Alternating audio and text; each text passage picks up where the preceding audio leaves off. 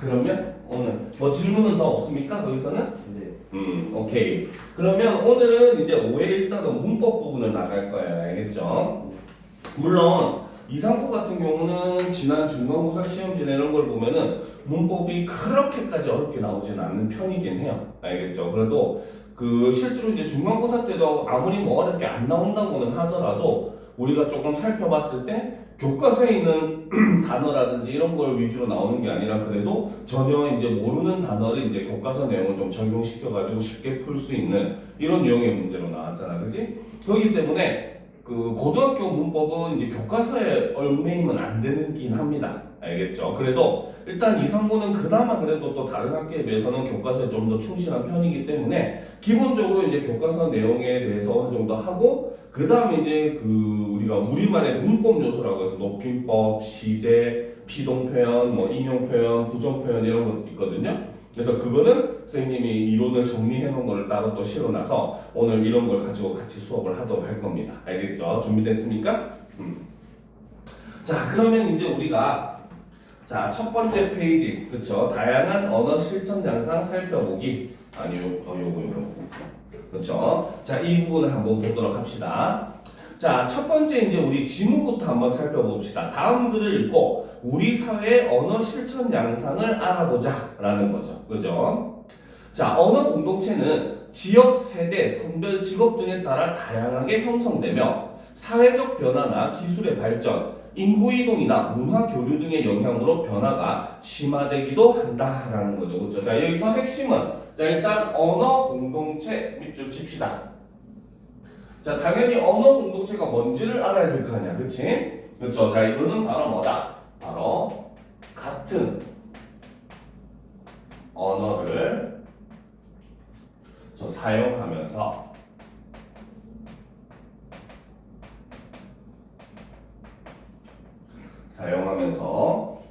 공동 생활을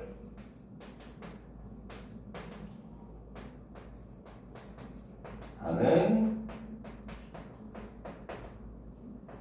사회 집단을 우리는 언어 공동체라고 이야기를 합니다.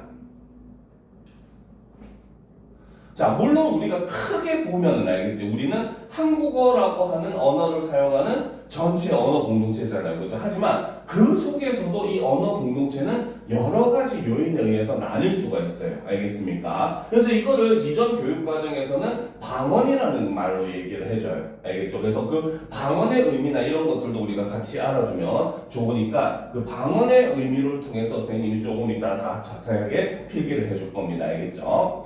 자, 일단 그럼 또 계속 보다 갑시다. 자, 이러한 언어 공동체의 다변화는 우리의 언어 문화를 더욱 풍성하게 가꾸어 주기도 하지만 다양성을 존중하고 이해하려는 노력이 없다면 사회적 갈등과 차별을 불러일으킬 수도 있다라는 거죠. 그렇죠? 그래서 언어 공동체의 장점은 바로 뭐다? 우리 언어 문화를 더 풍부하게 할 수 있다는 거야. 그렇죠? 10대 말, 20대 말, 30대 말에서 세대별로 다르고 성별에 따라 다르고 직업에 따라 다르고 이러니까 언어가 굉장히 좀 풍부해진다는 장점은 있지만 단점은 오히려 이 언어의 차이 때문에 사람들이 서로 어떻게 단절될 수도 있다는 겁니다. 알겠죠? 자, 특히 오늘날 우리 사회가 다문화 사회로 진입하였다는 점에서 언어 공동체의 다양성을 존중하고 이해하려는 태도가 필요하다. 밑줄 쳐야겠죠. 바로 언어 공동체의 다양성을 존중하고 이해하려는 태도. 밑줄 쳤습니까? 자, 이게 바로 뭐다? 다문화 사회에서 그렇죠? 언어 주체로서의 바람직한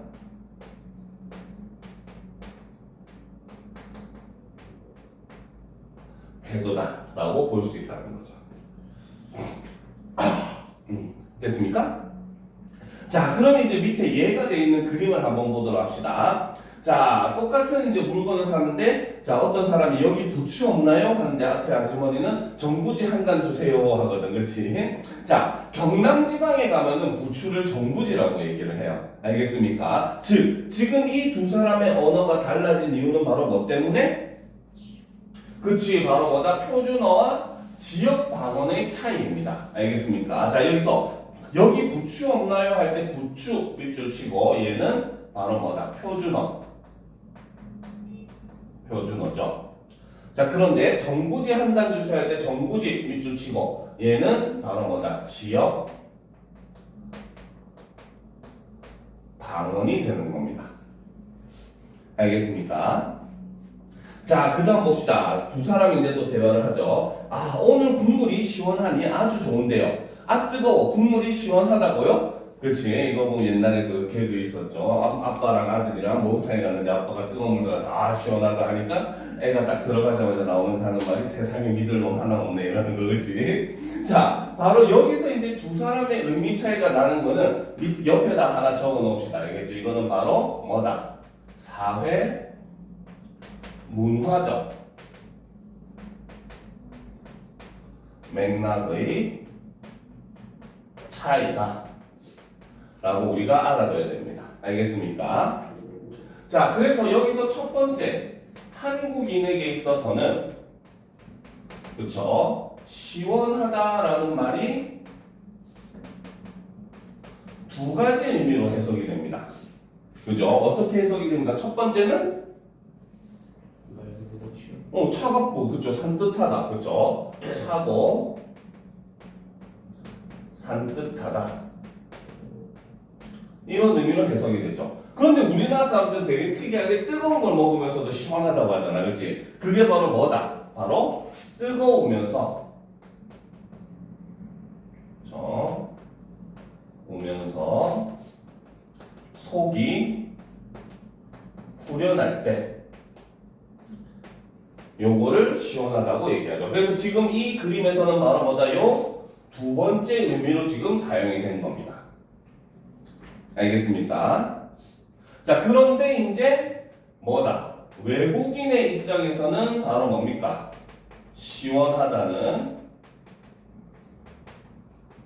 해석을 하면 일종의 쿨로 해석이 되고, 그렇지? 이때는 외국인들에게 있어서는 바로 뭐다? 차고 산뜻하다 요 의미로만 사용이 되니까 요 두 번째 의미를 지금 해석 이해를 못 하더라는 거죠. 무슨 말인지 알겠죠? 그래서 이렇게 언어라고 하는 것은 그 지역에 따라서도 달라지고 이렇게 사회 문화적인 요소에서 의해서도 달라진다는 겁니다. 알겠죠? 그래서 실제로 우리나라는 이제는 단일 민족 국가라고 얘기할 수가 없어요. 현재 우리나라에 거주하고 있는, 그러니까 놀러 오는 사람이 아니라 거주하고 있는 외국인만 해도 거의 500만 정도 된다고요. 거의 10% 정도 된다고 합니다. 인구에. 그래서 그렇기 때문에 현재 우리나라는 그 다문화 사회를 현재 침입을 하고 있는 그런 상황이다 보니까 당연히 이런 외국 문화나 이런 것들에 대한 이해도 충분히 필요하다는 거죠. 그렇죠? 자, 그런데 이제 이 단원에서 우리가 쌤님이 좀 알아들어 주었으면 좋겠는 게 바로 방언이라고 하는 거의 개념. 그렇죠. 여기서는 일종의 뭐 지역적인 요소나 이런 거에서 나누어지는 것들 이런 걸 얘기하는데 그거에 대해서 지금 밑에 선생님이 빈 공간을 만들어 놨으니까 하나 필기를 하도록 합시다. 알겠습니까?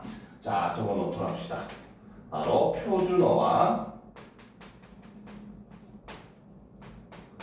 방언에 대해서 한번 살펴보도록 합시다. 자, 첫 번째 표준어는 자, 혹시 표준어 규정 압니까? 표준어 규정? 뭡니까? 표준어 규정? 응? 표준어 규정이 자, 요거는 좀 외워두는 게 좋아요. 알겠지? 이건 기본입니다. 자, 바로 교양 있는 사람들이 두루 사용하는 현대 서울말로 정함을 원칙으로 합니다. 자, 물론 원칙으로 한다는 건 예외도 인정을 한다는 뜻이에요. 그래서 대표적인 게 우리가 멍게 같은 거. 그렇지? 멍게는 원래는 서울말로 하면 우렁쉥입니다. 알겠죠? 근데 사람들은 멍게라고 더 많이 알잖아. 그치? 이게 바로 경상도 지역의 말이 오히려 표준어가 되는 그런 경우인데, 기본적으로 이제 두로 사용하는 게 조금 강한 요소기는 해요. 알겠지? 그래서 현대 서울말로 정하는 걸 표준어라고 하는데, 이 표준어라고 하는 것은 바로 뭐다? 그쵸? 바로, 자, 정부 혹은 국가가 되겠죠. 그쵸? 그래서 정부가 원활한 의사 소통을 위해 지정한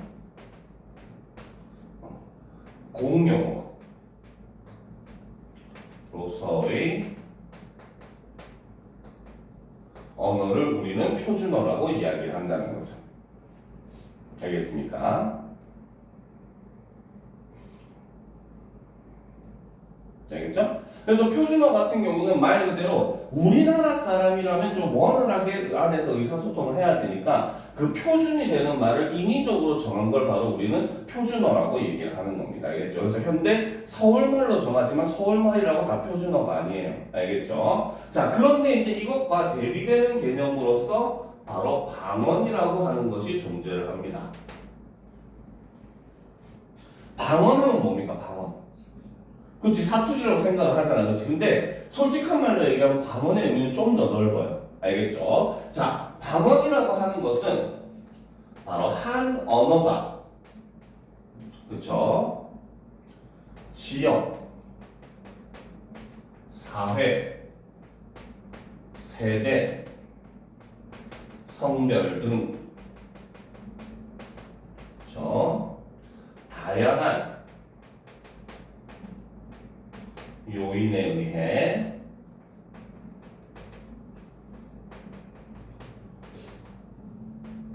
분화된 것을 우리는 방언이라고 이야기를 합니다. 알겠죠? 그러니까 솔직하게 얘기하면 방언이라고 하는 것은 자연 발생적인 그런 언어예요. 그래서 우리가 표준어라고 하는 서울말도 원래는 바로 뭐다? 그 서울 지역의 방언이었던 겁니다. 근데 그거를 우리는 표준어로 인위적으로 정한 거고, 방언은 자연 발생적으로 이제 사회나 지역이나 세대나 성별이나 직업이나 여러 가지 요인에 의해 가지고 나누어지는 걸 방언이라고 해요. 알겠죠? 자, 방언은 다시 두 가지로 나눌 수가 있는데, 첫 번째는 우리가 흔히 아는 방언은 바로 요거죠. 지역 방언입니다. 그렇죠? 지역 방언은 바로 뭐다? 지역에서 그치, 바로 뭐다? 지역적 요인에 의해 분화된 말이 지역 방언이죠. 그리고 그래서 우리가 얘기하는 흔히 하는 경상도 사투리, 강원도 사투리, 전라도 사투리, 그렇죠? 제주도 사투리, 요즘 폭삭소가수다 때문에 제주도 사투리 유행하잖아, 그렇지? 이런 것들이 전부 다 지역적인 요인에 의해서 나눠지는 지역 방언에 해당하는 겁니다. 알겠죠? 자, 그런데 사실 중요한 거는 요거죠. 바로 두 번째, 사회 방언이라고 하는 것도 존재를 합니다. 알겠습니까? 자, 사회 방언이라고 하는 것은 바로 뭐다? 바로 세대, 성별, 직업 등 사회적 요인에 의해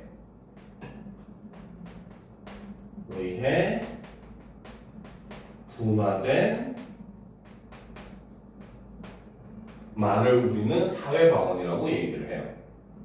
알겠죠?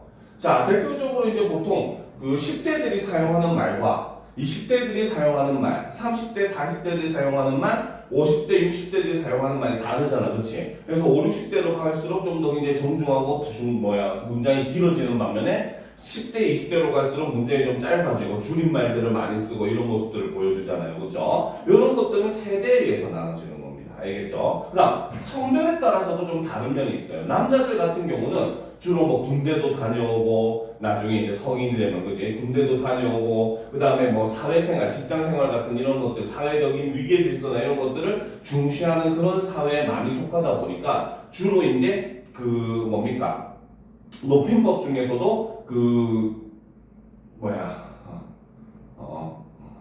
격식체라고 해가지고 다 이런 말로 끝나는 거지. 그래서 격식체를 많이 사용하는 반면에 여성들은 이제 남자들보다 좀 비교적 이제 지위보다는 친근감을 더 중요시하거든요. 그래서 친근감을 중요시하니까 그걸 표현하기 위해서 비격식체 뭐뭐요라는 표현을 많이 쓴다는 거. 그 다음에 그런 것들도 우리가 일종의 성별에 따른 차이라고 볼 수 있죠. 그 다음 직업에 따른 차이 같은 경우 가장 대표적인 게 전문어.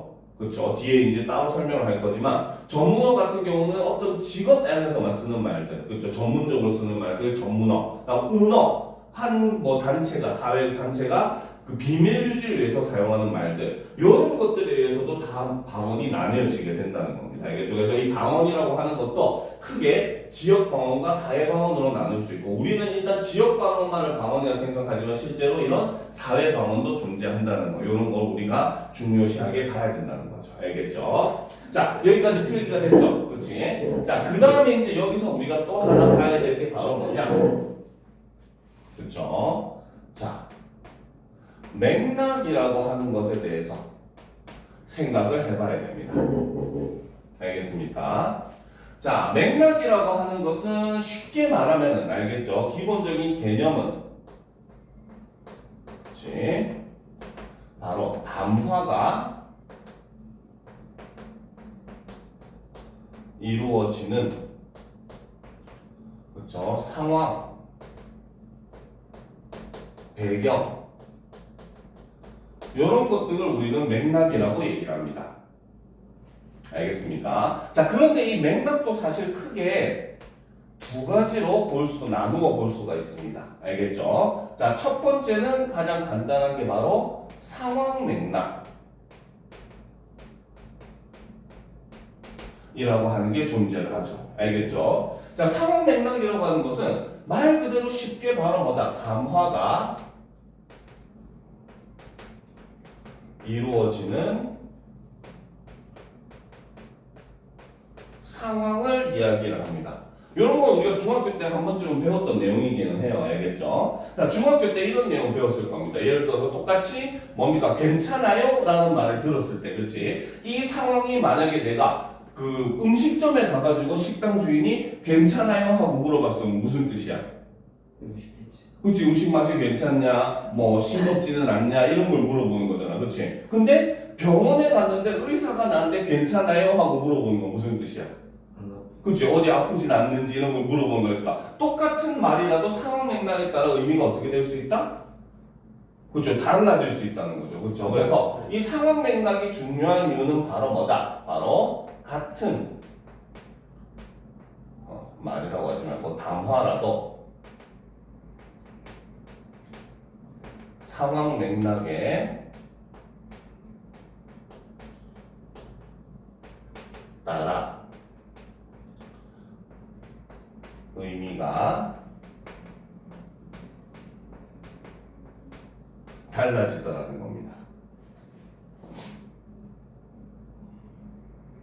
그죠? 자, 그런데 이제 사실 이 단어는 이 부분에서 중요한 건요, 두 번째죠. 그렇죠? 바로 사회 문화적 맥락이죠. 그렇죠? 자, 사회 문화적 맥락이라고 하는 것은 바로 뭐다? 바로 자, 담화에 참여한 사람이 속해 있는 사회 문화적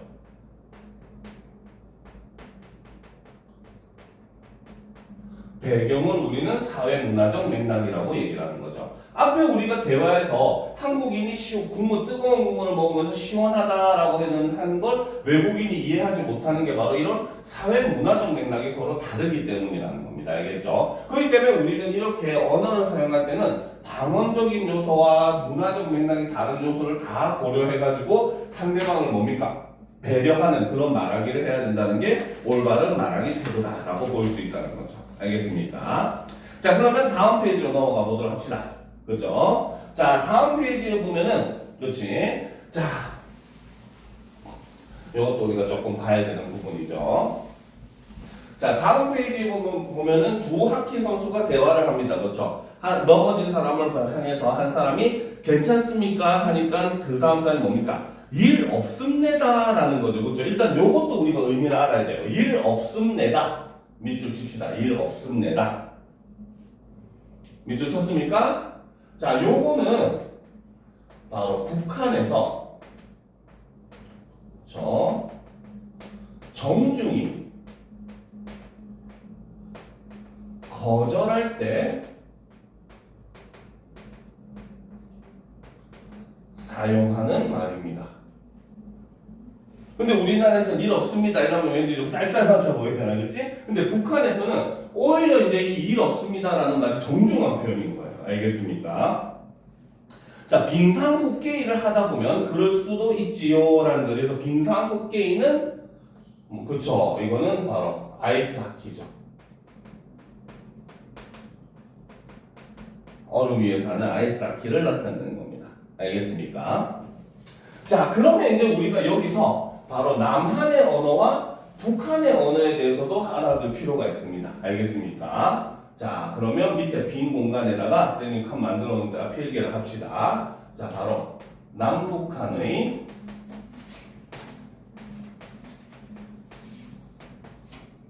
자, 언어에 대해서 한번 살펴보도록 합시다. 알겠죠? 자, 먼저 첫 번째 남한의 경우는 그쵸? 바로 공용어로서 표준어를 사용을 합니다.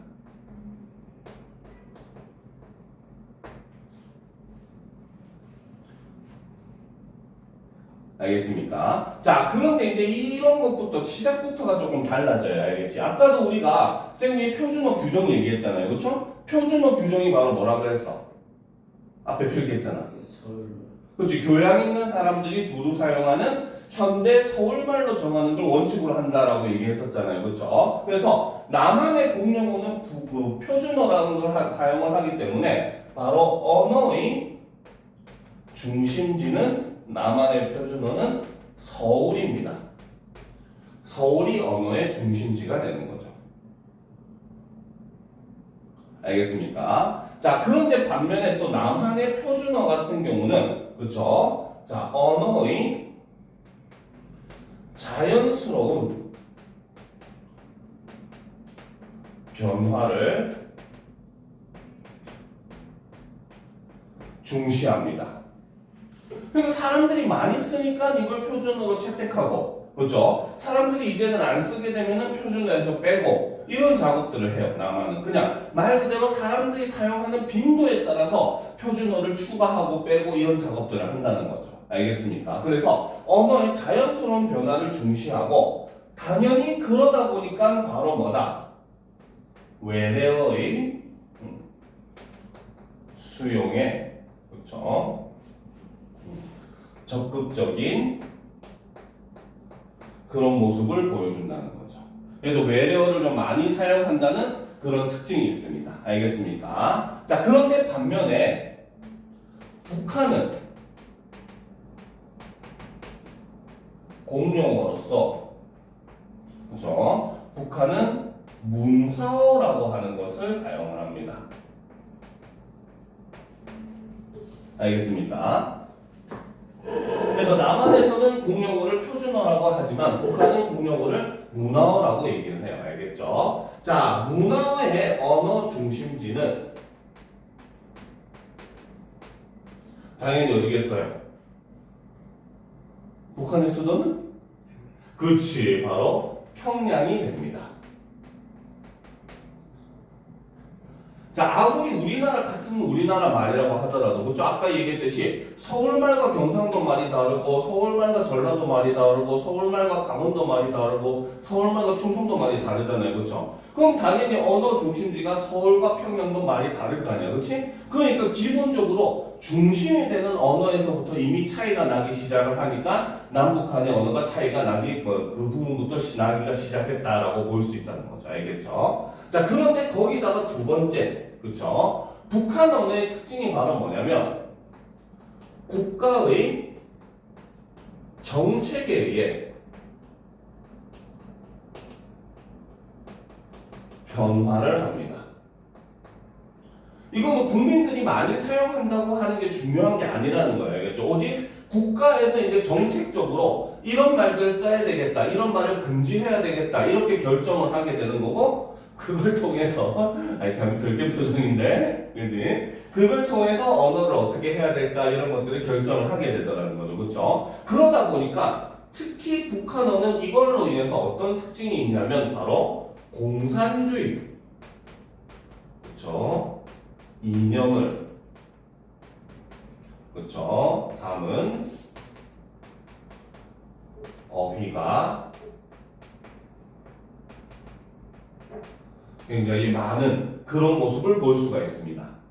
알겠습니까? 가장 대표적인 게 이제 동무라고 하는 말. 원래 우리나라도 옛날에는 동무라는 말을 썼어요. 일제강점기를 지나가지고 이제 1950년대 초, 60년대 정도까지만 하더라도 동무라는 말을 썼습니다. 알겠죠? 그런데 북한에서는 동무라는 의미가 원래는 우리나라 순우리말로 동무라는 말은 지금으로 따지면 친구를 뜻하는 말이었거든요. 알겠죠? 근데 북한에서는 뭡니까? 사회주의 이념을 같이 하는 일종의 그런 그 뭡니까? 동반자 이런 의미로서 동무라는 의미로 사용을 했거든요. 그러니까 사회주의 이념이 좀 굉장히 많이 들어간 그런 말이 되어버립니다. 그래서 우리나라는 남한에서는 이제 그때 초반에 1960년대, 70년대는 반공주의라고 해서 공산주의에 대한 그런 그 반감이 굉장히 심했거든요. 그래서 북한색이 짙은 그런 동무라는 말을 폐지하고 남한에서 이제 그때부터 교과서나 전부 다 친구라는 말로 바꿔가지고 표기를 하게 되고, 그래서 현재는 우리는 동무라는 말 잘 안 쓰죠. 그렇죠? 오히려 동무라는 말 들으면 약간 북한 사람 같다는 생각을 좀 하잖아. 그렇지? 그렇게 된 이유들 중에 하나가 이제 북한은 그런 공산주의 이념을 담은 말들이 굉장히 많아요. 알겠죠? 자, 그리고 세 번째. 그렇지? 자, 북한 언어의 특징은 바로 뭐다? 외래어를 어떻게? 정책적으로 순우리말로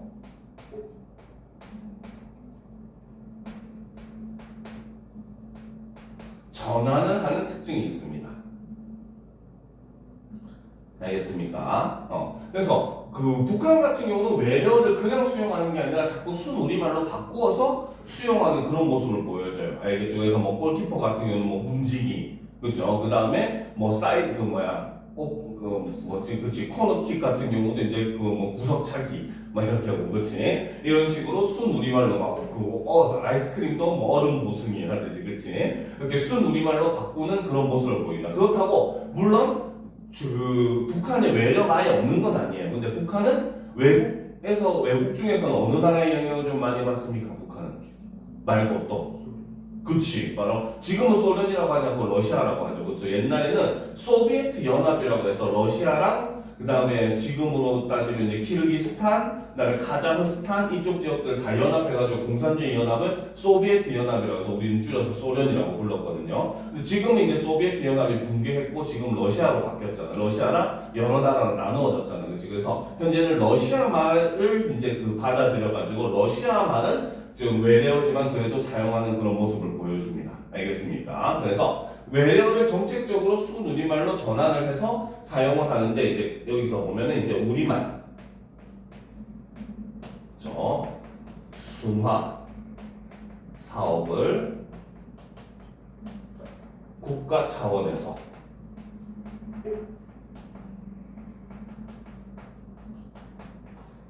전개를 하죠. 자, 그리고 아까 얘기했듯이 바로 뭐다? 외래어의 경우, 러시아어의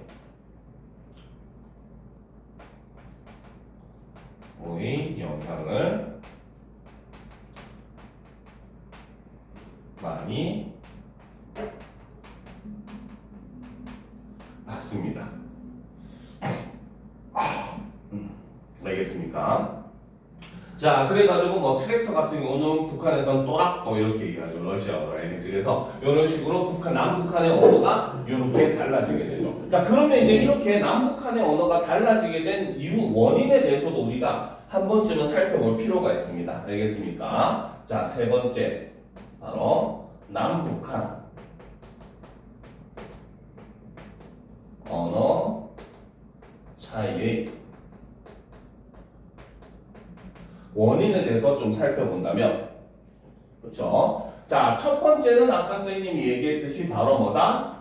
언어의 그렇지? 바로 각 국가별, 그렇죠? 언어의 중심지가 차이가 나더라는 거죠.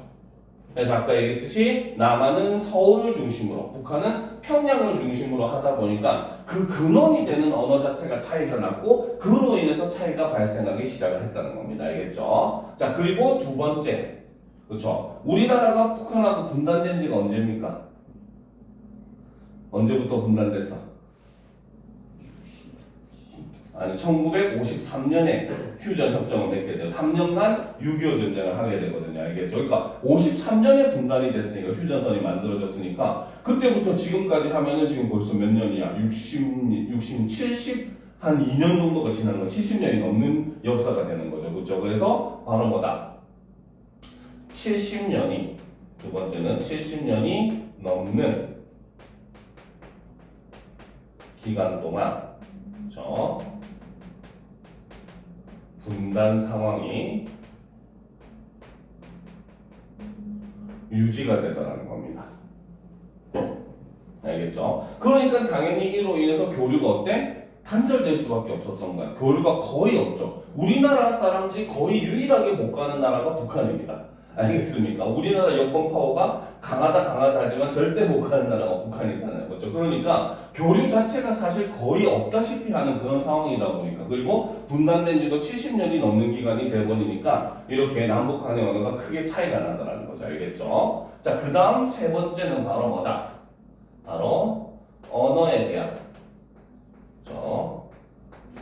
국가 정책의 차이가 바로 언어 차이의 원인 중에 가장 큰 요소로 볼 수가 있어요.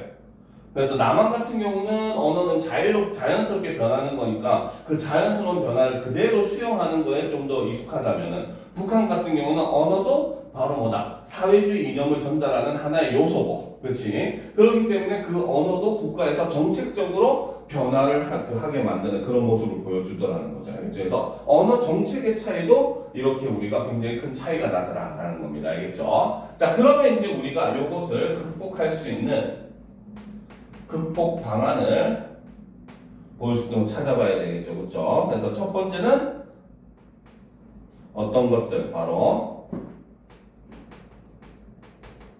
결의말,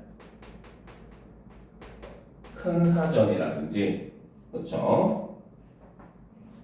그다음에 남북, 그렇죠? 의학, 용어 사전 등, 그렇죠? 자, 남북의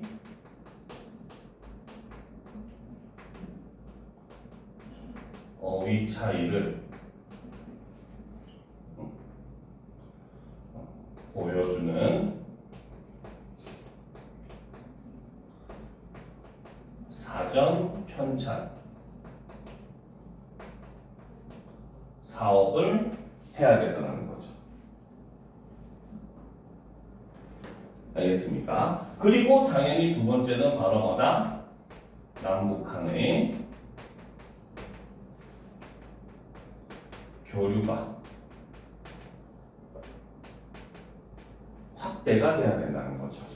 서로 많이 부딪혀야지 서로 이제 차이를 자꾸 인지를 할 거 아니야. 그렇지? 그래서 이렇게 교류가 확대해야지 이렇게 남북 언어의 동질성을 회복할 수 있다라고 우리가 볼 수 있다는 겁니다. 무슨 말인지 알겠죠? 되게 졸린 표정인데 아침에 몇 시에 일어났어? 9시. 9시에 일어났어? 아하, 10시까지 하고 노면 9시에 일어났어? 근데 고등학교 올라오면은 중요한 게 중학교식으로 일어나면 안 돼, 이제는. 주말이라고 해서 늦게 일어나고 이런 건 안 됩니다. 알겠습니까? 실제로 이제 그게 자꾸 습관이 되거든요. 그래서 나중에 수능날 가게 되면 그게 진짜 크게 문제가 돼. 알겠죠? 매년 수능 시험을 치게 되면은 1교시 끝나고 집에 가는 애들이 10% 정도 됩니다. 알겠죠? 10% 하니까 별로 감이 안 오죠. 그쵸? 작년 같은 경우에 수능 응시생이 50만 명 정도 돼요. 그럼 10%는 몇 명이야?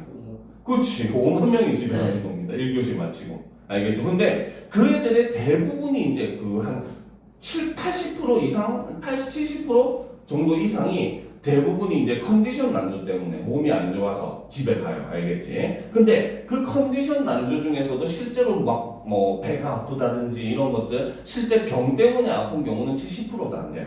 대부분은 바로 뭐냐면 전날 밤에 어때? 그러니까 평소 습관 자체가 늦게 자고 늦게 일어나는 막 7시 넘어서 일어나고 학교가 7시 학교 한 8시까지 가잖아. 그치? 몇 시까지 가 학교 등교? 8시 50분까지. 그렇지. 50분까지 가니까 뭐 집에서 뭐 8시에 일어난다든지 그치? 7시 반에 일어난다든지 이렇게 일어나가지고 부랴부랴 준비해서 학교에 가는 게 자꾸 습관이 되는 거야. 알겠지? 근데 우리가 가만히 생각해보면 수능은 1교시가 8시 40분에 시작해요. 8시 40분부터 10시까지가 이제 1교시 국어시험 시간이고 당연히 8시 반까지 입시를 해서 거기서 바로 뭐다 이제 시험지 받고 그 가만히 있다가 이제 종 딱 치면은 그때부터 그 이름 답안지에 이름 같은 거 먼저 표기를 해놓거든요. 그 다음에 시험 땅 치면은 바로 시험지 넘겨가지고 문제를 풀기 시작을 하거든요. 그러니까 8시 반까지는 입시를 해야 돼. 그렇지? 그리고 우리가 과학적으로 뭐라고 의사들이 얘기를 하냐면 사람이 잠을 자고 일어나서 2시간 후부터 뇌가 평소대로 쌩쌩하게 돌아간대요. 그러면 우리는 최소한 6시 반에는 일어나는 습관이 들어야 된다는 거죠. 무슨 말인지 알겠습니까? 근데 평소에 막 7시, 8시 이렇게 일어나는 게 습관이 돼버리면 1교시에 뇌가 안 깨어나가지고 멍한 상태로 시험 보게 되고 당연히 잘 볼 수가 없겠지. 그러니까 애들이 뭐 컨디션이 안 좋다, 머리가 아프다 이러기 시작하고 또 어떤 애들은 아씨 1교시 특히 중요한 국어인데 망쳐버렸으니까 그냥 어차피 나머지 잘 봐봤자 소용없다 해서 때려치고 집에 가는 애들이 많은 거예요. 그래서 고등학생이 되면은 자꾸 아무리 늦어도 6시 반에는 일어나는 습관을 들이는 게 좋아요. 그거는 평일이든 주말이든 상관없이 하는 게 좋습니다. 알겠습니까? 자, 그러면 다음 페이지로 넘어가 보도록 합시다. 그쵸? 자, 다음 페이지에 제시된 거는 이제 바로 우리 그 말의 어휘의 종류에 대해서 이제 얘기를 합니다. 알겠습니까? 자, 보도록 합시다. 그래서 다음 글을 읽으면서 고유어 한자어 외래어에 대해서 알아보자 라는 거죠. 자, 버스 창 너머에, 자, 버스는 고유어입니까? 한자어입니까? 외래어입니까? 그럼 외래어 밑에 보면 외래어 칸에다가 기억 표시해야 되겠죠. 그쵸? 자, 버스 창 너머의 하늘은 하루의 피로를 잊게 해준다. 발그레 한, 이거는 고유어일까요? 한자어일까요? 외래어일까요? 그치, 얘는 고유어입니다. 그죠? 얘는 고유어에 표시해야 되겠죠? 자, 발그레한 노을로 가득한 하늘은 찬란한 빛깔로, 찬란하다. 얘는 고유어일까? 한자어일까? 외래어일까? 얘는 한자어입니다. 알겠죠? 이런 거 잘 알아야 알겠지? 찬란한 빛깔로 인간의 언어로는 형용하기 어려운, 형용하기. 얘는 무슨 어일까? 그치, 얘도 한자어입니다. 자, 형언하기 어려운 아름다움으로 물든다. 나는 하차 벨을 누르는 것도 있고, 벨. 그치, 외래어죠, 그쵸? 우두커니. 그치, 얘는 고유어입니다. 알겠습니까? 바라보고 있었다라는 거죠. 알겠죠? 자, 그래서 지금 이 부분에서는 우리가 중요하게 봐야 될 게 바로 고유어, 한자어, 외래어에 대해서 알아볼 필요가 있습니다. 알겠습니까? 자, 밑에다 하나 적어 놓읍시다. 자, 어휘의 양상에 대해서 봐야 되는데, 자, 첫 번째가 바로 고유어죠. 그렇죠? 자, 고유어라고 하는 것은 바로 뭐다? 우리말의 본디부터 있던 말이나 그에 기초하여 만들어진 말을 우리는 고유어라고 하죠. 다른 말로는 순우리말이라는 말을 씁니다. 고유어라는 말도 한자어거든요. 알겠죠? 알겠죠? 그래서 순우리말이라는 말을 요즘은 좀 많이 사용을 하고 있죠. 그렇죠? 왜 이렇게 또 갑자기 심각해졌어? 표정이 왜 심각해졌어? 됐습니까? 자, 그런데 반면에 자, 한자어라고 하는 거 있습니다. 한자어는 뭡니까? 한자의 기출. 그치, 바로 뭐다? 중국의 문자인 한자에 기초해 만들어진 말입니다. 자, 그런데 정말 충격적이게도 우리말 어휘의 60%가 한자입니다. 대부분이 한자어로 이루어져 있어요. 알겠죠? 실제로 그러면 나머지 40%는 고유어냐? 그것도 아니죠. 아까 했듯이 고유어 외에도 외래어 있잖아. 그렇지? 사실 고유어 외래어 비율이 거의 반반 정도 돼요. 고유어가 조금 더 많은 수준밖에 안 됩니다. 알겠습니까? 그러니까 실제 우리 전체 어휘에서 고유어가 차지하는 비율이 생각보다 굉장히 적어요. 알겠지? 자, 그 다음 세 번째 외래어가 있죠. 외래어는 뭘까요? 외래어. 그거랑 좀 달라요. 알겠죠? 우리가 이거는 고등학교니까 이제 이건 좀 구분할 수 있어야 됩니다. 알겠죠? 외래어는 다른 나라에서 들어와 우리말처럼 쓰이는 말이 외래어입니다. 알겠습니까? 자, 그렇기 때문에 이 외래어의 가장 큰 특징은 바로 뭐냐? 우리말로 대체가 불가능합니다. 알겠습니까? 외래어의 큰 특징은 이거예요. 우리말로 대체가 불가능해요. 자, 아까 얘기했듯이 버스, 우리말로 대체할 수 있는 말이 있습니까? 없잖아요, 그렇죠? 컴퓨터 이런 거 우리말로 대체할 수가 있어요? 없잖아요, 그렇죠? 얘네들은 외래어입니다. 무슨 말인지 알겠습니까? 자, 그러면 이제 이 외래어와 구분해야 되는 게 바로 아까 얘기했던 외국어죠, 그렇죠? 자, 외국어는 말 그대로 뭐다? 얘는 다른 나라의 말입니다. 알겠습니까? 그렇기 때문에 외국어의 경우는 특징이 바로 뭐다? 우리말로 대체가 가능하다는 게 외국어의 큰 특징이라는 거죠. 알겠습니까?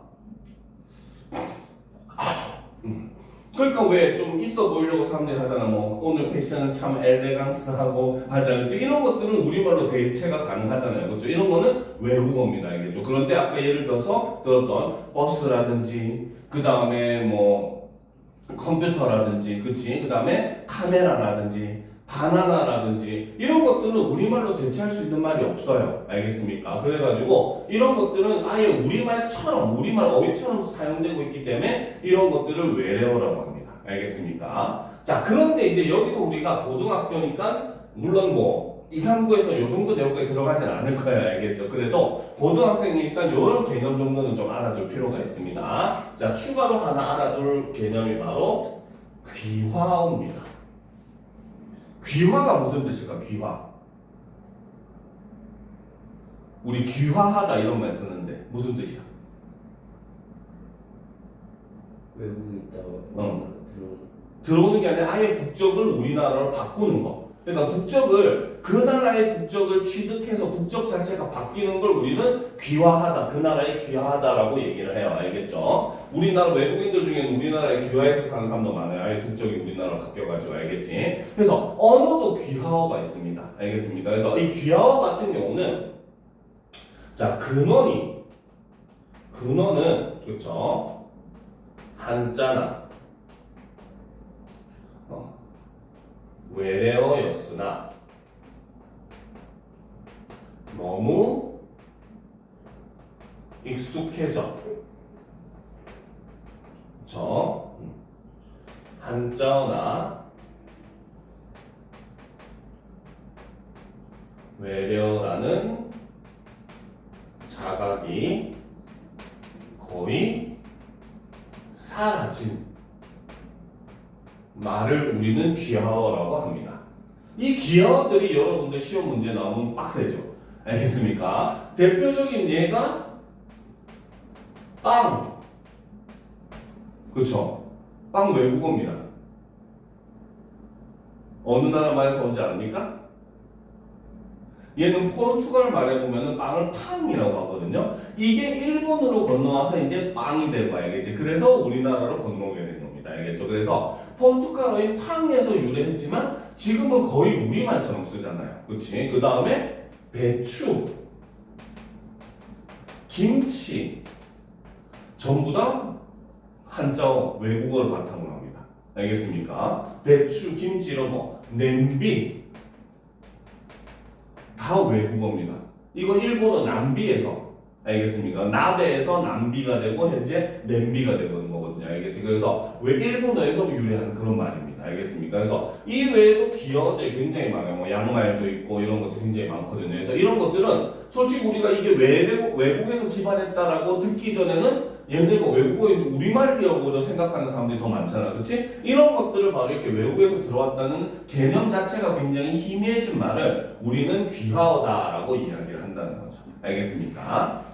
자, 그러면 다음 페이지로 넘어가 보도록 합시다. 그렇죠? 자, 다음 글을 읽고 상황 맥락과 표현 의도에 알맞게 어휘를 활용해 보자라는 거죠. 자, 인류의 출현 이후 서서히 발달해 오던 기술은 18세기 후반 급속도로 축적된 과학 지식을 바탕으로 비약적으로 진보하였다라는 겁니다. 그렇죠? 자, 근데 이걸 이제 밑에 보면은 다른 문장으로 바꿨죠. 인류의 출현 이후 더디게, 그렇죠? 앞에서는 뭐라 했었어? 아니, 서서히라고 했었잖아. 그치? 이제 서서히가 더디게로 바뀐 거죠. 그치?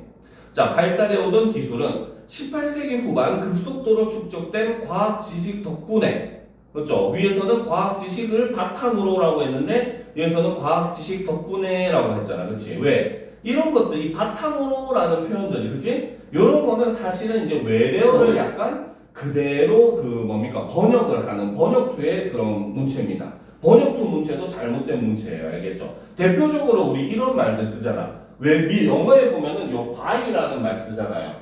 그쵸? by 누구 하잖아. 그치? 그러니까 이거를 우리말로 해석을 하면, 직역을 하면 무엇에 의해 이런 말로 해석을 하잖아요. 그쵸? 그러니까 우리말에서도 실제로 이런 말 쓰는 사람 생각보다 많아요. 누구에 의해서 이런 일이 일어났다 이렇게 쓰거든요. 근데 우리말은 이런 누구에 의해라는 표현이 없어요. 원래는. 알겠지? 그래서 우리말에서 원래 표현을 하면은 누구가 했다 한다든지 이런 식으로 표현을 합니다. 알겠습니까? 그래서 덕분에 비약적으로 진보하였다 이렇게 바꿀 수 있다는 거죠. 자, 이에 산업혁명이 일어나면서 기계 문명이 발달하고 부를 축적한 자본가가 등장하였다. 자, 이와 함께 자본가 노동자로 계급이 어떻게 되었다? 변별되었다, 분화되었다, 분석되었다, 분산되었다. 분산? 이건 분화라고 해야 됩니다. 알겠습니까? 그래서 분화되었으며 노동 문제가 일어났다라는 거죠. 변별은 무슨 뜻이냐면은 그건 이제 기준에 따라 내가 나누는 겁니다. 내가 나누는 거예요. 알겠지? 무슨 말인지 알겠습니까? 그래서 기준에서 내가 어떤 걸 기준으로 나누다라는 게 변별이라는 의미가 되는 거고, 분화는 여기서 화자가 되다 화자거든요. 알겠지? 그래서 이거는 나누어지게 되다라는 뜻입니다. 우리가 이제 좀 이따가 배우는 피동 표현 같은 개념이에요. 알겠죠? 분석은 뭐냐면은 원래 이제 어떤 하나의 대상을, 개념이나 대상을 잘게 나누어서 살펴보는 걸 분석이라고 해요. 알겠어요? 그래서 한 덩어리를 어떻게 이렇게 잘게 잘라가지고 나누어서 보는 걸 우리는 분석이라고 얘기를 하거든요. 그래서 이거는 어떻게 보면 분화라고 하는 건 원래 하나 있던 게 서서히 이렇게 나눠지는 이런 모습을 보이잖아. 그렇지? 그래서 우리는 이것을 분화라고 해요. 분류라고도 안 합니다. 알겠습니까? 분류는 그냥 말 그대로 이렇게 딱 이렇게 나눠져야 분류가 되는 거고. 알겠습니까? 분화는 시간이 지남에 따라 서서히 나뉘게 되는 걸 분화라고 얘기를 하는 거예요. 알겠죠? 자, 그래서 분산은 그냥 뭡니까? 쫙 퍼지는 거. 그치? 나누어서 퍼지는 걸 분산이라고 얘기하기 때문에 여기에 알맞는 어휘는 바로 분화라고 봐야 된다는 거죠. 알겠죠? 자, 그럼 이제 이 부분은 우리가 뭐 근데 그렇게 딱히 찾아볼 필요는 없기는 합니다. 알겠습니까? 자, 보도록 합시다. 그 다음 페이지. 자, 그 다음 페이지에 이제 봐야 되겠죠. 다음 대화를 바탕으로 전문어의 특징과 효과를 알아보자 라고 되어 있어요. 그렇죠? 자, 의사 1 봅시다. 상황이 안 좋은 건 사실입니다. 아기 생존 확률이 상당히 낮아요. 환자 한숨. 하지만 그 확률이 없는 것은 아니니까 그 확률에 모든 걸 걸고 최선을 다해보겠습니다. 흐느낀다. 감사합니다, 선생님. 자, 의사 1을 바라본다. 자, 아기는 항생제 쓰면서 지켜볼 거고 23주 정도 되면 폐성숙 주사도 고려해 볼 거예요. 불행 중 다행으로 아기는 아직 엄마 뱃속에서 잘 움직이고 있네요. 엄마가 감염에 대한 징후나 열도 없고 안정적이고 혹시나 수축이 생기면 수축을 조절할 수 있는 약도 쓰면서 경과를 지켜볼 겁니다. 라는 거죠. 여기서는 지금 의사가 환자한테 설명하고 있는 그 부분이니까 뭡니까? 일상어를 지금 사용을 하고 있다는 거죠. 그렇죠? 근데 나를 봅시다. 의사 3. 왜? 무슨 문제 있어요? 이것 좀 보세요. 차트를 읽는 중. 현재 19주에 조기 양막 파수된 상태이고 양수는 거의 없으나 태아의 움직임은 좋은 상태임. 태아의 위치는 여가, 자궁 내 인펙션, 징후 및 자궁 수축이 없이 안정적임. 자궁 내 감염 예방을 위해 항생제를 사용할 예정이며 자궁 수축 발생 시 조절 예정임. 안정적으로 현 상태 23주까지 유지 시 태아 바이아빌리티 있는 주수로 베타메타손 고려 예정. POC 제왕절개 수술. 이 환자분 잘하면 성공할 수도 있겠는데요. 이렇게 얘기를 하고 있잖아. 그렇지? 자, 그러면 가에다가 하나 적어 놓도록 합시다. 가 옆에다가. 그렇죠? 가 위에다가 하나 적어 놓읍시다. 자, 가에 지금 나와 있는 거는 바로 뭐다? 이거는 의사와 일반인의 대화이죠. 그쵸? 그러니까 의사가 어떻게 하고 있습니까? 바로 일반인인 환자가 이해하기 쉽게 일반어로 고쳐 이야기를 하더라는 겁니다. 알겠습니까? 자, 그런데 나 대화에서는 지금 어떻게? 얘는 의사들 간의 대화가 이루어지고 있는 장면이죠. 그렇죠? 그러니까 이때는 바로 뭐다? 보다 빠르고 정확한 의미 전달을 위해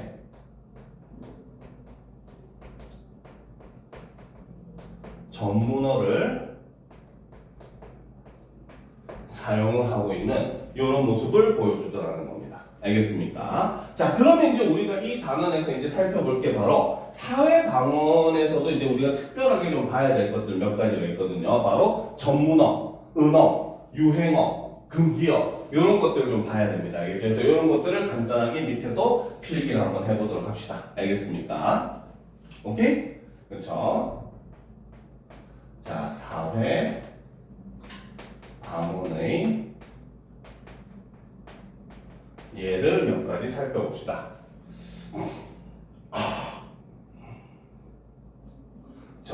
자, 첫 번째가 방금 살펴봤던 바로 전문어입니다. 그렇죠? 자, 전문어라고 하는 것은 바로 뭐다? 바로 특정 직업군 내에서 보다 정확하고 빠른 의미 전달을 위해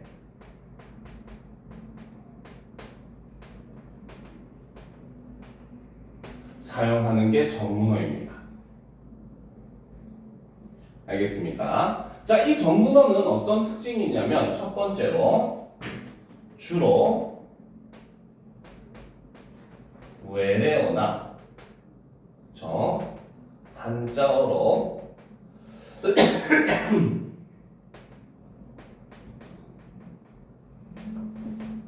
이루어져 있습니다. 그래서 위에 보면 전부 다 막막, 양막 하면서 한자어도 많이 쓰이고, 그렇죠? 그 다음에 베타메타손, 그 다음에 바이아빌리티 해가지고 영어를 주로 많이 쓰고, 그래서 외래어, 외국어, 한자어 이런 것들로 주로 많이 이루어져 있습니다. 알겠습니까? 자, 그 다음 두 번째, 사실 요거 때문에 그 전문어를 사용을 하는 거죠. 전문어는 의미가, 그렇죠? 일의적입니다. 오직 한 단어는 한 가지 뜻으로밖에 안 쓰여요. 알겠습니까? 그러니까 당연히 말하는 사람마다 의미를 헷갈릴 이유가 있습니까? 없습니까? 있어, 없어? 그렇지, 없다는 거죠. 한 가지 뜻만 해석하니까. 우리가 쓰는 말에서는 꿈만 하더라도 밤에 잘 때 꾸는 것도 꿈이고, 그렇지? 그 다음에 내가 이상 커서 뭐가 되고 싶다 하는 것도 꿈이고, 그렇죠? 이런 것들 다 꿈이라고 여러 가지 의미라고 볼 수 있지만, 그렇지? 근데 전문어 같은 경우는 오직 의미가 한 가지만을 나타냅니다. 알겠죠? 그렇기 때문에 그러니까 어떻게? 바로 의사 전달이 보다 효율적인 이런 모습을 보여준다는 거죠. 알겠습니까? 자, 그런데 당연히 세 번째, 그렇죠? 바로 전문어를 모르는 사람에게는 소외감을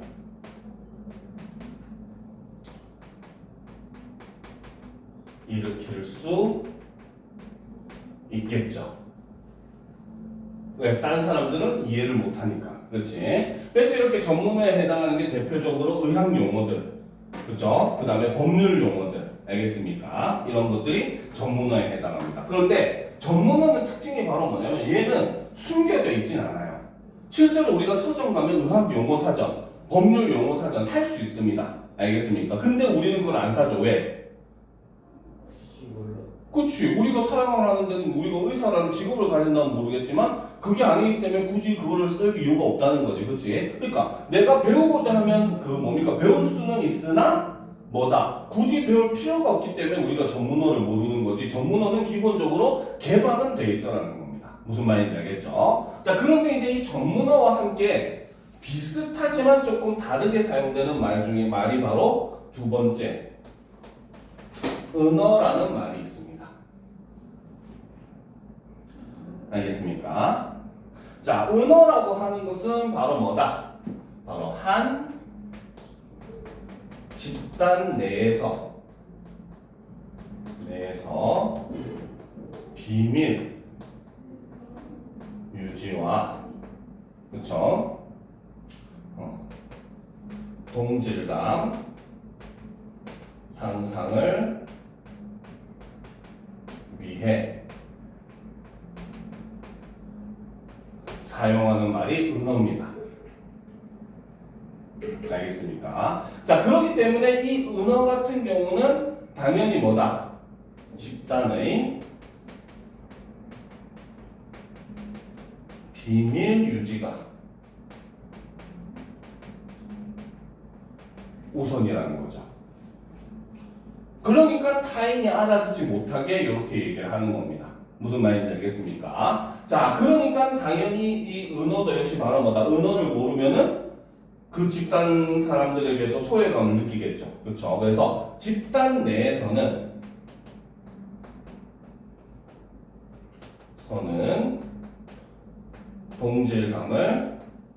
동질감 혹은 소속감을 높이지만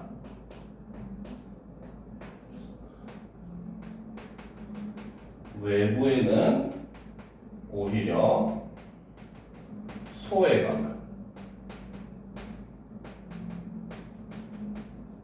주더라는 거죠. 자, 그리고 이제 은어는 바로 뭐다? 외부의 의미가 알려지면 은어로서의 기능을 상실하게 되죠. 그럼 당연히 그 집단은 이 은어를 어떻게 폐기를 하게 되는 겁니다. 알겠죠? 그래서 은어에서 출발해서 뭡니까? 표준어나 이런 말이 되는 것도 실제로 존재를 합니다. 알겠습니까? 대표적으로 이제 우리가 그 뭐 드라마에서 하도 많이 나왔지만 그 산삼 캐는 사람이 산삼을 딱 발견했을 때 뭐라 그래? 그치? 신봤다 하잖아. 그치? 원래 이거는 신만이들 사이의 은어입니다. 알겠죠? 왜? 내가 산삼을 캤다라고 알려줘 버리면 어때? 도둑이라든지 이런 사람들이 와가지고 나를 목숨을 노릴 수 있잖아. 그치? 그러니까 그걸 숨기기 위해서 자기 신만이들끼리 소통하기 위해 그 산삼을 심이라고 이제 은어로 대신 불렀다는 거죠. 그죠? 근데 이제는 너무 유명해져가지고 이제 사실 은어로 새기는 걸 상실하게 된 건데. 그치? 어쨌든 이런 것도 뭡니까? 바로 은어에서 출발한 거예요. 그래서 은어와 전문어의 가장 결정적 차이는 바로 뭐냐? 공개성입니다. 은어는 절대 공개 안 해요. 은어 사전 이런 건 절대 있을 수가 없습니다. 알겠습니까? 그래서 은어는 굉장히 비공식적이고 자기네들 집단 내부에서만 통용이 되는 반면에 전문어는 아까 얘기했듯이 사실은 공개되어 있는 언어예요. 알겠죠? 근데 우리가 필요에 의해서 그 뭡니까? 배우지 않을 뿐인 거지 원래는 공개가 돼 있다는 특징이 있다는 거죠. 알겠습니까? 그래서 전문어는 효율적인 언어 그 소통을 위해서 쓰는 거고 은어는 비밀 유지에 쓴다는 바로 목적 자체가 굉장히 다릅니다. 알겠죠? 자, 그 다음 세 번째 유행어. 자, 유행어는 바로 어느 짧은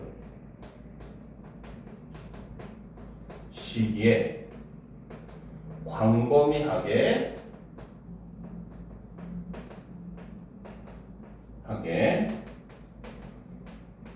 사용되다가 사라지는 말을 우리는 유행어라고 합니다. 옛날 유행어 하면 뭐 따봉 이런 것도 있었고 알겠지? 그런 것도 요즘은 뭐 어떤 유행어가 있습니까? 요즘 뭐 대표적으로 아 이런 건데 아이스 아메리카노 줄여서 아 한다든지 이런 줄임말도 유행을 하고 있죠. 그렇죠? 그다음 예전에 이제 IMF 시절에 또 유행했던 말 중에 보면은 막 그 4.5정 40대, 40, 50대, 50대 정년퇴직 그쵸? 그 다음에 5, 6도 50대, 60대까지 그것들 회사 다니는 건 도둑놈 이렇게 얘기하고 알겠습니까? 그냥 38선 그래서 38세가 이제 마지노선이다. 직장에서 일하는 마지노선이다. 이래서 이런 유행어들이 많이 등장을 하게 돼요. 알겠죠? 그래서 이 유행어는 자, 첫 번째로 바로 뭐다? 사용 범위는 광범위하나 하지만 사용 기간은 짧다는 게 특징입니다. 알겠죠? 자, 그리고 두 번째, 그렇죠? 특히 이런 유행어 같은 경우는 바로 뭐다? 매체를 통해 주로 확산이 되는 이런 경향이 있죠. 예전 같은 경우는 이제 주로 TV를 통해서 확산이 됐다면 요즘에는 이제 뭡니까 SNS나 이런 것들을 통해서 많이 유행어가 확산이 되죠. 그렇죠? 그 다음 세 번째 바로 이 유행어도 그래서 사람들이 연구하는 이유가 있어요. 그래도 알겠지? 바로 뭐냐? 이거는 당시 시대 현실을 반영하는 경우가 많습니다. 그래서 한때 코로나 때 유행했던 말 중에 마기꾼이란 말이 있잖아. 그치? 무슨 말이야? 그렇지, 바로 마스크 사기꾼. 마스크 썼을 때는 되게 잘생겨 보였는데 벗으니까 못생긴, 그쵸? 이런 사람들을 마스크랑 사기꾼을 합쳐서 마기꾼이라고 불렀잖아요. 그치? 이건 바로 뭡니까? 누구나 마스크를 쓸 수밖에 없었던 당시 코로나라고 하는 시대 상황이 반영된 말이에요. 그렇죠? 아까 얘기했었던 IMF 때 유행했었던 말 중에 뭐 5, 6도, 4, 5정, 그 다음 3, 8선 이런 것들은 바로 뭐야? 그때 당시에 국가 경제가 굉장히 어려운 그런 상황이다 보니까 많은 사람들이 이제 직업을 잃고 실직의 상태에 빠지는 그런 상황에 빠지게 됐잖아요. 그런 사회 현실이 이렇게 다 반영이 돼 있더라는 겁니다. 알겠죠? 자, 그 중에서 이제 특히나 우리가 조금 주목해 보는 단어 중에 하나가 뭐냐면 얼짱이라고 하는 단어가 있어요. 알겠죠? 요즘도 쓰잖아, 가끔씩. 그지? 얼짱 무슨 뜻인지 알죠? 무슨 뜻입니까? 얼굴장. 그치. 얼굴 잘생긴 사람, 그치? 잘생기고 예쁘고 이런 얼굴이 잘난 사람은 얼짱이라고 표현하죠. 근데 이 얼짱이라고 하는 단어는 선생님 고등학교 때도 있었어요. 알겠습니까? 그래서 여기에 반영되어 있는 시대 상황으로 따지면은 일단 외모를 중시하는 그런 시대 현실이 반영됐다라고 보는데 얘는 유행어 치고는 지금 이 그 수명이 너무 긴 거예요. 알겠지? 그래서 이제 몇몇 학자들은 얘네를 사전에 등재를 시켜야 된다 하고 주장하는 사람도 나올 정도로 알겠습니까? 유행어 중에서도 이렇게 수명이 길어지게 되면은 표준어로 인정을 받는 경우도 존재를 합니다. 알겠죠? 자, 그럼 이제 마지막 네 번째. 바로 금기어. 이거랑 쌍으로 하는 게 바로 완곡어입니다. 알겠습니까? 자, 그럼 먼저 금기어를 보면은 해리포터에 보면 금기어가 나타나는데 혹시 기억납니까? 뭐가 금기어야? 그치. 그 이름을 입에 올려서 하는데 뭐 하잖아. 그치? 이렇게 말하지 말아야 될 거. 이거를 우리는 금기어라고 해요. 알겠죠? 그래서 이 금기어는 주로 바로 뭡니까? 죽음이라든지, 그쵸? 그 다음에 뭐 질병,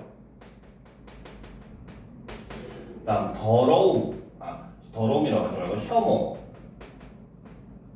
등의 이유로, 그쵸?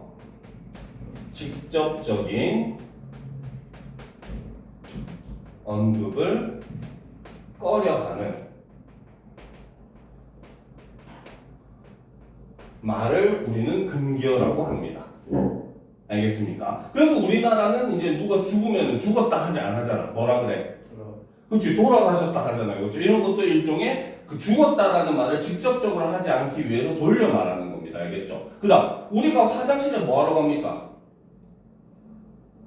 화장실에 주로 똥 싸러 가잖아. 그치? 똥 싸고 오줌 싸고 가잖아. 그치? 근데 우리나라도 마찬가지고 뭐 외국도 마찬가지지만 똥, 오줌은 약간 더러운 혐오의 대상이잖아요. 그쵸? 그러니까 그거를 그냥 직접적으로 뭐 변소라든지 똥간이라든지 옛날처럼 이렇게 얘기 안 하고 요즘은 화장실 이렇게 얘기하잖아요. 화장실이 바로 뭡니까? 자신을 정비하는 공간이라는 뜻이에요. 알겠습니까? 절에서는 화장실을 해우소, 그렇죠? 해소하다 할 때 해자랑 걱정구자에 써서 걱정을 해소한, 근심을 해소하는 공간이다라고 해서 해우소라고 부르잖아요. 그렇지? 이렇게 죽음이나 질병, 그 다음에 더러워가지고 혐오 등의 이유로 직접적인 언급을 꺼려하는 걸 우리는 금기어라고 합니다. 알겠죠? 그러면 그런 것들을 그럼 얘기할 때는 어떻게 해야 되느냐? 이 금기어를 대체하는 게 바로 완곡어라는 거죠. 완곡어는 바로 뭐다?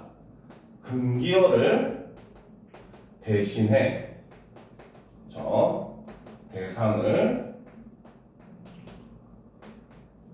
우회적으로 돌려 표현한 말을 우리는 완곡어라고 합니다. 알겠습니까? 그래서 금기어와 완곡어는 쌍일 수밖에 없어요. 이게 금기어이기 때문에 대신에 요걸 사용한다 이런 개념이거든요. 알겠지? 그래서 이렇게 모든 언어에서는 전부 다 이런 금기어와 완곡어가 존재를 합니다. 알겠습니까? 우리나라 같은 경우도 사실 우리나라 언어의 특징, 가장 큰 특징 중에 하나가 보면은 친척들을 부르는 말들이 굉장히 발달되어 있잖아. 그렇지? 외국은 그냥 영어는 뭡니까? 그냥 여자 사촌이면은 이모식으로 이제, 그치? 애니 이런 식으로 부르고, 그 다음에 남자 삼촌이면 뭐 엉클 이렇게 삼촌이라고 다 부르고 하잖아. 그치? 근데 우리나라는 뭐 삼촌, 사촌, 뭐 백숙, 당숙, 뭐 굉장히 말이 많잖아요. 그쵸? 그 이유가 바로 뭐냐면 우리나라는 사람의 이름을 직접적으로 부르는 걸 꺼려합니다. 우리 문화에서는. 알겠죠? 왜? 다 대상의 이름을 직접적으로 부르면은 귀신이 잡아간다는, 수명이 줄어든다는 그런 그 믿음이 있거든요. 미신이 있거든요. 그래서 그런 친척들을 부르는 말들, 대가족 사회 안에서 친척들을 부르는 말이 발달할 수밖에 없었다고 얘기를 합니다. 알겠죠? 그리고 할머니들이 보면 꼭 손자를 뭐라 그래? 아이고 우리 개똥이, 우리 못난이 막 이렇게 얘기하잖아요. 그렇죠? 오히려 굉장히 사랑하는 대상을 하찮은 것처럼 바꿔서 부르잖아요. 그렇죠? 이것도 바로 뭐냐면 그 대상의 이름을 부르고 그 대상이 이제 잘 되기를 이렇게 하면은 귀신이 시샘을 해가지고 먼저 잡아간다는 미신이 있었던 거예요. 옛날부터. 그래서 할머니들 오히려 일부러 약간 반어적으로 오히려 굉장히 이제 예쁘고 귀여운 손자들을 얘기할 때 아이고 우리 개똥이 왔나 이러면서 오히려 안 좋은 이름으로 부르다. 알겠습니까? 이런 관습이 남아있는 것도 어떻게 보면 이런 금기어와 완고어가 이제 반영된 그런 모습이다라고 볼 수 있다는 거죠. 알겠습니까? 자, 이번 시간 일단 여기까지 하고 15분 정도 쉰 다음에 진짜 본격적으로 우리가 우리말의 문법 요소에 대해서 한번 살펴보도록 하겠습니다. 알겠죠? 자, 현재 지금 16분 정도 됐으니까 30분까지 쉬었다가 이어서 하도록 합시다.